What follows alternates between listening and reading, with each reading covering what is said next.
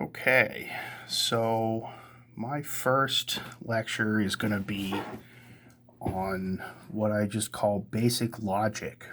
Um, and this is something that is sadly not really taught that much in high schools. If you took geometry, you may remember having to write proofs, and if you remember doing that, then that's kind of like what I'm talking about. But some people haven't done that. In any case, I'm going to show you what you need to know for this class now.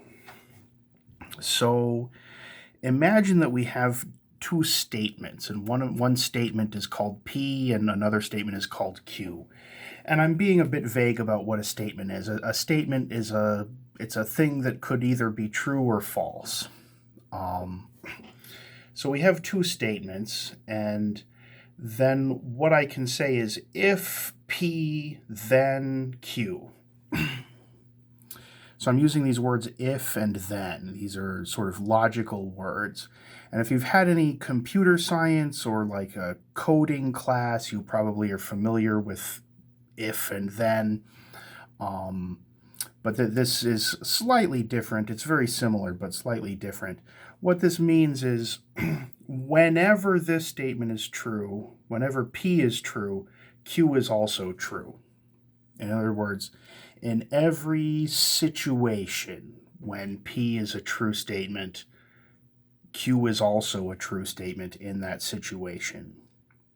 And I'm going to show you some examples in a minute. So that's what we mean when we say if P then Q. By the way, there's a couple of different ways of writing the same thing. Sometimes we say this way, it's this double arrow, P arrow Q. We also just say the word implies, P implies Q. These all mean the same thing. If P then Q, P arrow Q like this, and then P implies Q. Those are all different ways of saying the same thing. They all just means that whenever P is true, Q is also true. Okay, so let's do some examples. We're going to look at some examples of specific statements P and Q, and we're going to talk about whether it's true that P implies Q, or if P then Q. So let's think about it. P says that x is larger than 10. Q says that x is larger than 7. So we ask ourselves the question, is it the case that whenever this is true, that this is automatically true? And the answer is yes. Whenever x is larger than 10, it's definitely larger than 7 because it's larger than 10.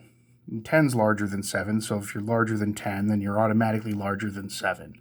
Whenever this is true, this is also true. So I'd say yes here. P implies Q. That's true here. Let's take a look at the next one. And this one, they're just switched. So P says that x is larger than 7. Q says that x is larger than 10. And so we ask ourselves the question, is it the case that whenever this is true, this is also true? Now, it's easy to trick yourself into saying yes because I can easily imagine a situation where this is true and this is true. For example, here's a situation, x could be 11. That's a situation where this is true and this is also true. But in order for P to imply Q, it has to be true when, let me start over. In order for P to imply Q, it has to be the case that we have the following. Whenever this is true, this is true. So the fact that I can think of a single situation where they're both true isn't enough. It has to be true in every situation. Every situation where this is true, it must also be the case that this is true. And that's really not the case. So here's a different situation. X could be 8. right? If x is 8, that's a situation where p is true, but q isn't true. That means that p doesn't imply q.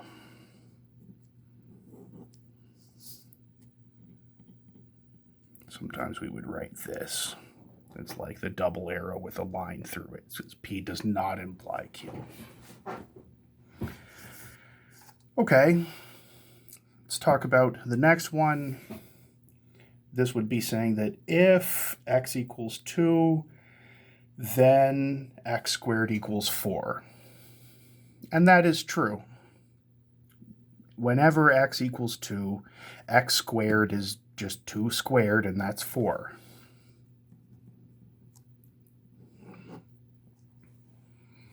So we say yes. What about the next one?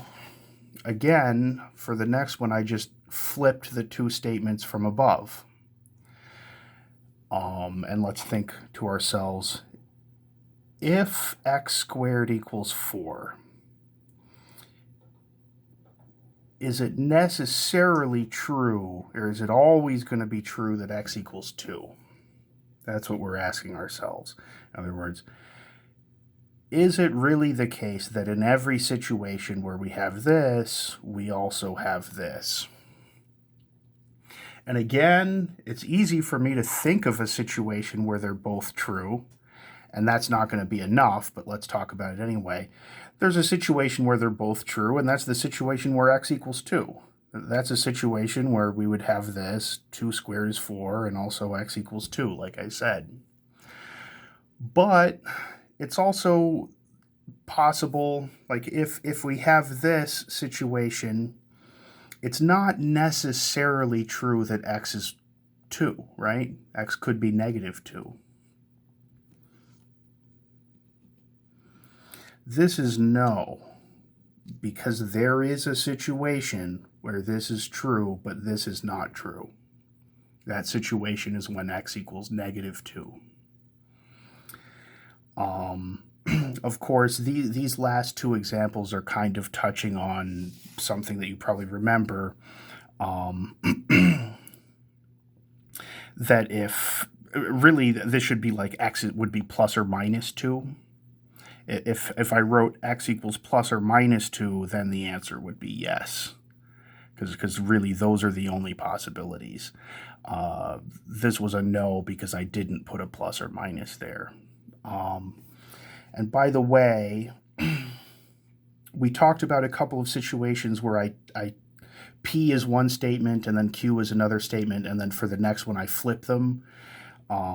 So if P implies Q and it goes the other way, so Q implies P, then we write this double arrow. And in English, I would read this as the phrase if and only if. I would say Q if and only if P. And like I was saying just a second ago, the proper way to do this, the proper way to get rid of a square, like if you have x squared equals 4, the proper way to do that is to basically take the square root, but you put a plus or minus there. And then it is if and only if. It's a double arrow here. In other words, in every situation where this is true, we also have that this is true. And also, in every situation when this one's true, this one's also true.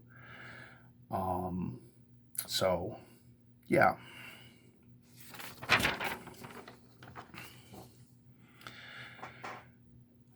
So, in that context, let's talk about some familiar algebra rules and how they interact with logic. And I mean, this is pretty basic stuff, so no offense to anybody that I'm going over this, but I want to talk about this with the arrows, with the logical arrows. So here's a basic thing that we've been doing for like our whole lives, right? You can take an equation and you can add a number to both sides. In other words, I can take the equation x equals y and turn that into the equation x plus a equals y plus a. Now, more specifically, this equation, or whenever this is true, it implies that this is true. And also notice that I wrote a double arrow here. In other words, whenever this is true, we have that this is true. And that makes sense because if I know that this is true, then I can just subtract a from both sides and I'll conclude that this is true. Okay, so again, no offense, because I know this is kind of easy stuff, but let me get to the point of why I'm going over this. Let's look at the next rule. The next rule is something that's just as familiar. It's just saying the fact that I can take an equation and I can multiply both sides by the same number. Like I can take x equals y and I can multiply both sides by a and conclude that ax equals ay. However, I did not put a double arrow there, and that's for a reason. It would just not be true. It's not the case that this implies this, because a could be 0. If a is 0, then this will be true no matter what x and y are. In other words, x and y could be different numbers, so this one would be not true, but this one would be true if a was 0.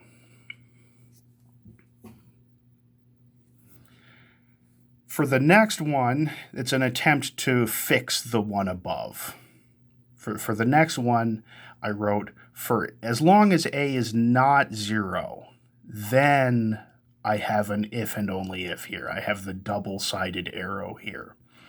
In other words, x equals y, if and only if ax equals ay. And you know why? It's because if a is not 0, and I know that this is true, then I can divide by a, and that'll cancel the a's, and I'll conclude that this is true. But I'm only allowed to do that because a is not 0. So you have to be careful. If you're solving an equation, like if you're here and you want to divide both sides by a, you have to think about the possibility that a might be 0. It's not that hard. You just have to think about it. Let me talk about a couple of more. If you have two numbers multiplying to give you 0, so x times y equals 0, that allows you to conclude that one of the two numbers is 0. Either x is 0 or y is 0. And by the way, when I use the word or, and when any mathematician uses the word or, it includes the possibility that they're both true. So when I say x equals 0 or y equals 0, they could both be 0. So I wrote or both. Usually, because in math, again, I shouldn't have to say or both. I'm just emphasizing that for you now, just in case you didn't know, that when a mathematician says or, it includes the possibility that they're both 0, like this. And, right, I just figured I'd throw in the last one since we were talking about this a little bit earlier. If x squared equals a, the proper way to solve this is to do the square root and put a plus or minus there. So x squared equals a if and only if x equals plus or minus the square root of a. So, right, let's do a couple of easy examples, and these are just solving equations. But I'm going to put in the logical arrows here. So the first one is this. I'm about to do a step. What would I do? Of course, I would subtract 1, right? We all know that. And I'm going to write if and only if here, because what I'm really doing is I'm doing this, right? I'm adding -1 to both sides. So it's like a is -1. So that's what I'm doing. So I'm going to put a double arrow because that has a double arrow. So I get 2x equals 6. Now, I would like to divide by 2. and I guess I can say I'm using this one. What I'm doing is wait a second. I think I want to use this one because I want to have if and only if the whole way. I want the double arrows. And I think I can do it because, of course, what I said is I'm dividing by 2. That's the same as multiplying by a half. And I'm allowed to multiply both sides by something as long as I'm not multiplying both sides by 0, which I'm not. I'm doing it by 1/2. And then this will be an if and only if. So, if and only if. And now I multiply both sides by a half, so I get x equals 3. And now I'm good, because I solved for x, and this is important. It's probably easy to underestimate the importance of this at this time, because this seems easy, but it's important that this was if and only if the whole way through. Because when I'm finding all solutions, I really need it to be if and only if. We're going to have some situations where it's not really possible to solve an equation with if and only if steps the whole way through. And we'll talk about what to do if you encounter such a situation. But for now, let's just try to use if and only ifs the whole way through. And if you do that, then you're confident that the solutions that you find really are all the solutions in the entire world. And you're confident that the things that you found really are solutions. Okay, let's knock the rest of these out. This one, I just want to review a basic factoring trick. Of course, you should know the quadratic formula, of course. I don't really have time to review everything that you're supposed to know from pre-calc, so you should know the quadratic formula. However, I'm not going to use the quadratic formula because I like to try to factor. If it's possible, then it's usually easier. And of course, you try to think of two numbers that add up to -5 and would multiply out to 6. A little bit of thinking tells you that it's -2 and -3. You put an x here and an x here, and that should be the factorization. And now I'm going to use this step. The product of two numbers is 0 if and only if one of the numbers is 0 or the other number is 0. So, oops, I almost forgot. Let me sneak an if and only if here. And then I'm about to do the next step, which is doing this. So either this one is 0 or this one is 0. So here my two numbers are x minus 2 and x minus 3. So I write x minus 2 equals 0 or x minus 3 equals 0.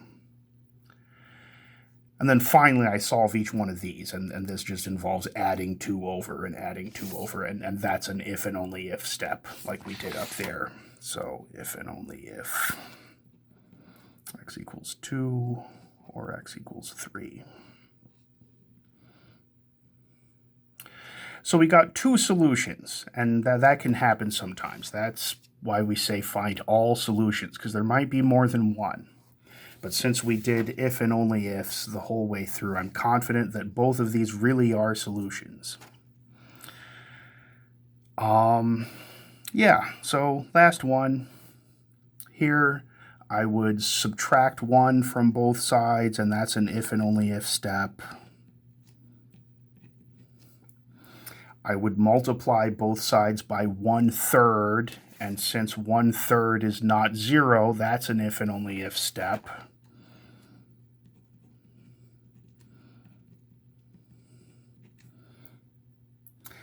And now I'm going to use this one. I've got x squared equals a number, and that should be if and only if x equals plus or minus the square root of that number.